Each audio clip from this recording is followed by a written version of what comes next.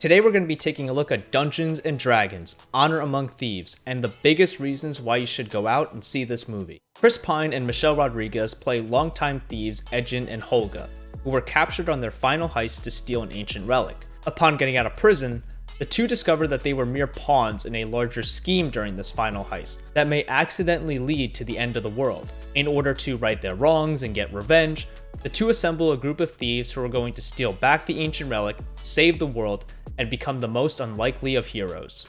I know nothing about Dungeons & Dragons. The only things I know about D&D are what I've seen in Stranger Things, and I know that, ironically enough, Flash Thompson in real life would beat you up if you weren't into D&D. Regardless of if you're a D&D fanatic or if you know nothing about it like me, this is still a perfectly enjoyable, fun adventure movie. That being said, I don't want to just describe this movie as that, because that to me would be selling this movie short. Because the directors Jonathan Goldstein and John Francis Daley elevated this movie to be better than really it had any right to be. There's a fantastic chase sequence that's presented in one take that involves a shapeshifter trying to dodge all these guards and magic blasts as she's transforming into all these different animals. It's super thrilling and impressive. But I think where Goldstein and Daley really put their fingerprints all over this film was in creating its tone. It is the perfect combination of silliness, but also being surprisingly clever. And this shouldn't really come as a surprise, because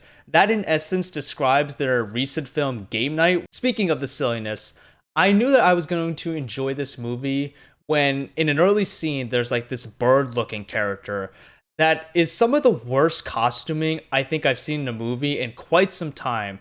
Like, I've seen more believable looking characters at like a Chuck E. Cheese, but here it's like lovably bad. So you have that, but then you have comedic moments that I found to be really clever because they kind of just poked fun at the tropes that you find in these kinds of fantasy adventure movies. Which brings me to the standout character in this movie, Zinc, played by Rege-Jean. I think the best way to describe his character is that he felt like he was in a completely different movie. Where a majority of the characters we follow are all very flawed and misfits, this dude was like the most noble and righteous knight you can ever find. And Rege-Jean is just so perfect at selling this too. And I just love how this movie, mainly coming from Chris Pine's character, poked fun at him. From the nonsensical and absolutely unnecessarily vague way he speaks to the way he carries himself. And by the end of this movie, when he would appear on screen, the dude doesn't even need to open his mouth. I'm already dying of laughter just from his body language. So he was the standout to me, but the entire cast is super charismatic. Chris Pine especially, like, his charisma was on point, and you needed that because, I mean, he's the lead character in this film, but he essentially does nothing. And again, speaking of how clever the movie is, the movie pokes fun at that too. Michelle Rodriguez is really prominent in this movie and is a total badass, and I actually really like Justice Smith in this movie.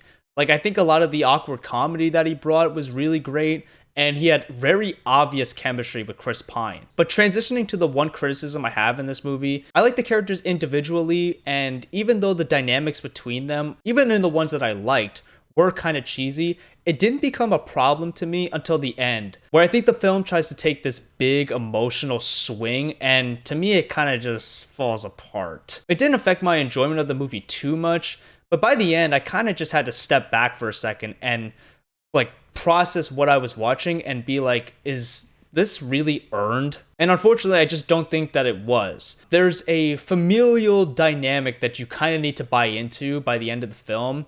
And the way that the movie tries to get you to buy into this is through a montage showing the importance of one of the characters in another one's life. But the clips that they used for this montage were none of the clips that we saw throughout the movie. So there's just a disconnect. I just needed to buy into that relationship a ton more for the ending to work. But those are my biggest reasons why you should go out and see Dungeons & Dragons: Honor Among Thieves. If you happen to see it, let me know in the comments what you thought of it, and I'll see you guys in the next one.